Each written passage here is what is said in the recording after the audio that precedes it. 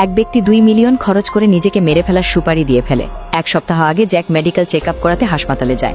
ডাক্তারের রিপোর্টে দেখা যায় তার একটা অদ্ভুত রোগ আছে যা কোনো ওষুধ দিয়েও ঠিক হবে না, কয়েকদিনের মধ্যেই সে মারা যাবে। কন্ট্রাক্ট কিলার জ্যাকের প্রথম ভাবনা ছিল নিজে আত্মহত্যা করে সম্মানটা রেখে নেওয়া, কিন্তু হঠাৎ তার মাথায় একটা আইডিয়া আসে।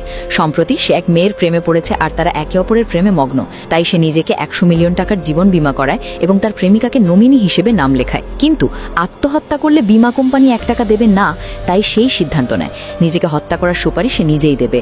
জ্যাক একটি সুপারি নেওয়ার কোম্পানিতে যায়। কোম্পানির মালিক তার সুপারি নেওয়ার প্রস্তাবে সঙ্গে সঙ্গেই রাজি হন, কারণ তাদের কাছে এটা সহজ কাজ। তারা হিটম্যানদের তালিকা টানলো এবং জ্যাককে মারার জন্য পেশাদার এক হিটম্যান বেছে নিল। এরপর কোম্পানি জ্যাককে জানায়, আজ রাত 12টার পরে তুমি আর এই পৃথিবীতে থাকবে না। জ্যাক শেষবার তার প্রেমিকাকে দেখে এবং অদ্ভুত এক সিদ্ধান্ত নিয়ে তার সঙ্গে ব্রেকআপ করে, যাতে প্রেমিকা তার থেকে ঘৃণা করতে শুরু করে। ব্রেকআপের পর সে বাড়ি ফিরে নতুন কাপড় পরিধান করে বসে শান্ত চিত্তে মৃত্যুর জন্য অপেক্ষা করতে থাকে। কিছুক্ষণ পর ডাক্তারের ফোন আসে, রিপোর্টে ত্রুটি হয়েছে, লেবেলগুলো পাল্টে গেছে এবং রিপোর্ট আসলে অন্য রোগের ছিল। জ্যাকের কোনো রোগ নেই, সে সম্পূর্ণ সুস্থ।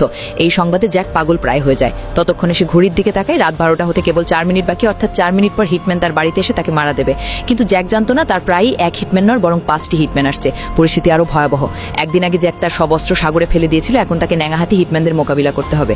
ঠিক রাত 12টা বাজতেই 5 জন হিটম্যান জ্যাকের বাড়ির সামনে এসে দাঁড়ায়। আর লাইক করতে ভুলবেন না।